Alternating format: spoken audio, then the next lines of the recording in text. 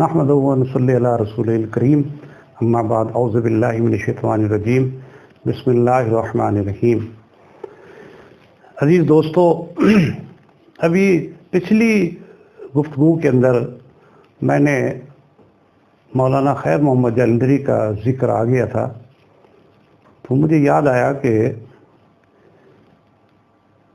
ایک دفعہ ولی محمد واجد ملتان میں ایک سینئر صحافی تھے اور وہ ڈبل ایم اے بھی تھے، اور انہوں نے دورہ پڑا تھا مولانا سید احمد سعید کاظمی صاحب سے۔ روزنامہ امروز میں سینئر صحافی تھے، بعد میں امروز جب ختم ہوا تو وہ سنگ میل کے ایڈیٹر بن گئے۔ میرا ان سے بڑا اچھا تعلق تھا اور مجھ سے ان کا تعلق حضرت مفتی محمود رحمۃ اللہ علیہ سے بہت اچھا تھا، ان کا تعلق حضرت مولانا فضل الرحمان صاحب سے بہت اچھا تھا۔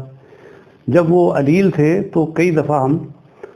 مولانا کے ساتھ ان کی عیادت کرنے کے لیے ان کے گھر بھی گئے۔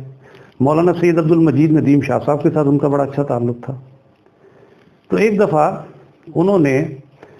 مولانا خیر محمد جالندھری رحمۃ اللہ علیہ سے عرض کیا کہ میں آپ کا انٹرویو کرنا چاہتا ہوں۔ حضرت نے فرمایا بھائی میں اس قسم کی چیزیں نہیں کرتا، میں تو ایک فقیر آدمی ہوں کم و بیش۔ تو انہوں نے کہا نہیں، جب اصرار کیا تو حضرت نے فرمایا کہ کیونکہ ایک تعلق تھا تو انہوں نے فرمایا کہ بھائی پھر اگر مجھے کبھی انٹرویو دینا ہوگا تو سب سے پہلے میں آپ ہی کو دعوت دوں گا۔ خیر کچھ عرصہ گزر گیا، ایک دن ولی محمد واجد صاحب کو پیغام ملا کہ حضرت انٹرویو دینا چاہتے ہیں۔ وہ آیا، ظہر کی نماز خیر و مدارس میں پڑھی، حضرت سے ملا تو حضرت اس کا ہاتھ پکڑ کے اپنے دفتر میں لے گئے، محتمم کے دفتر میں لے گئے جہاں چٹائی بچھی ہوئی تھی، اور وہ بٹھایا اس کو۔ جب انہوں نے انٹرویو شروع کیا تو حضرت نے اپنے ہاتھ سے ولی محمد واجد صاحب کو پنکھا چلنا شروع کر دیا۔ واجد صاحب نے عرض کیا کہ حضرت یہ چھت پہ پنکھا لگا ہوا ہے، آپ ہاتھ سے پنکھا چل رہے ہیں، آپ تھک جائیں گے۔ انہوں نے عرض کیا بھائی آپ مدرسے کا کام نہیں کر رہے، یہ میرا کام کر رہے ہیں، اور یہ پنکھا مدرسے کا ہے اور یہ چلتا بھی مدرسے کے پیسوں کی بجلی سے ہے، آپ بے فکر رہیں، آپ جتنا بھی ٹائم لگائیں گے میں بالکل نہیں تھکوں گا، مجھے بلکہ خوشی ہوگی کہ میں آپ کو پنکھا چلوں گا۔ تو وہ انہوں نے مدرسے کے، اور بلکہ یہ فرمایا کہ میرا دل نہیں چاہتا کہ میں مدرسے سے کوئی تنخواہ دوں، لیکن مدرسے کی دیکھ بھال اور خدمت میں سارا دن اس طرح لگ جاتا ہے کہ میں کوئی اور کام کر نہیں سکتا۔ اب ظاہری بات ہے مجھے اپنا بھی پیٹ بھرنا ہے اور اپنے بیوی بچوں کا بھی بھرنا ہے، اس لیے میں مدرسے کے فنڈ سے صرف اتنے پیسے لیتا ہوں کہ جس سے ہمارا بمشکل گزارا ہو جائے۔ تو ان کے جانے کے بعد حافظ محمد شریف صاحب محتمم بنے، اور پھر آج بھی ان کا وہ لگایا ہوا پودا درخت بن چکا ہے، جامعہ خیر و مدارس، اور پورے ملک میں اس کی شاخیں ہیں۔ قاری محمد حنیف جالندھری صاحب، میں بھی ان دنوں جمعیت میں تھا اور بہت زیادہ عمر نہیں تھی، قاری صاحب بھی نوجوان ہی تھے، بہت چھوٹی عمر تھی جب حافظ شریف صاحب کے بعد انہیں محتمم بنا دیا گیا۔ تو قاری صاحب میں بہت ساری اللہ نے خوبیاں دی۔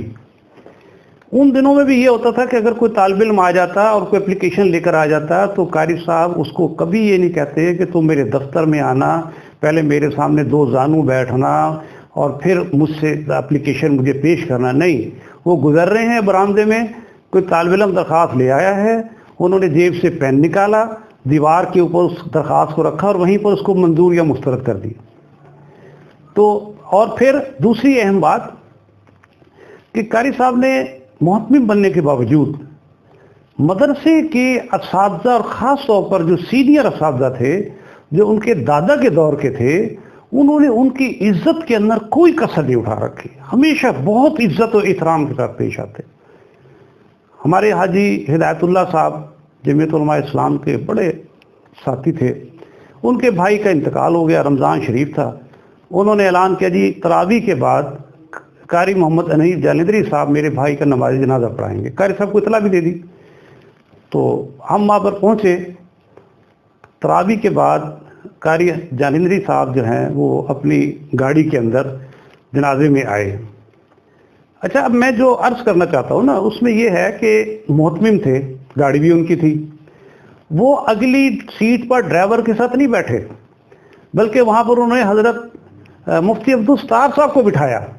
اور خود اس سے پیچھے والی سیٹ میں مولانا منظور شاہ صاحب اور ایک اور شاید کوئی بزرگ بیٹھے تھے، ان کے ساتھ بیٹھے وہ، ورنہ وہ کہتے یار میں تو محتمم ہوں، بلکہ ہو سکتا ہے مفتی صاحب نے فرمایا بھی ہو کہ قاری صاحب آپ آگے بیٹھیں، لیکن وہ نہیں بیٹھے۔ اچھا پھر جب وہ وہاں پر آئے تو حضرت حاجی صاحب نے عرض کیا کہ قاری صاحب جنازہ پڑھا دیں۔ اب قاری صاحب کا اعلان سارے دن سے ہو رہا ہے، میزبان بھی ان کا نام لے رہا ہے، تو حضرت قاری صاحب تو آگے بڑھ جاتے، یہاں پر تو لوگ مصلوں پہ قبضہ کر لیتے ہیں نماز پڑھانے کے لیے، لیکن قاری صاحب نے فرمایا حضرت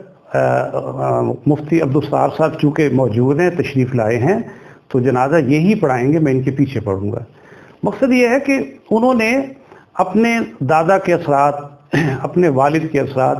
اور اصل میں تو میں کہوں گا اکابرین علماء دیوبند کے اثرات لیا،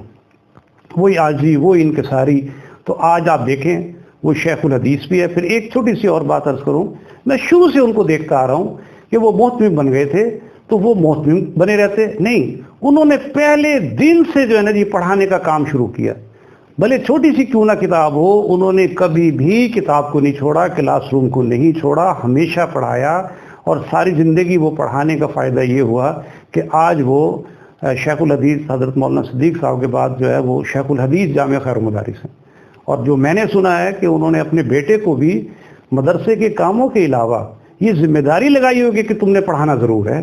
تو وہ علم سے محبت، کتاب سے محبت، کلاس روم سے محبت اور مدرسے سے محبت، یہی انسان کو اوپر لے جاتی ہے۔ وآخر دعوانا ان الحمد للہ رب العالمین۔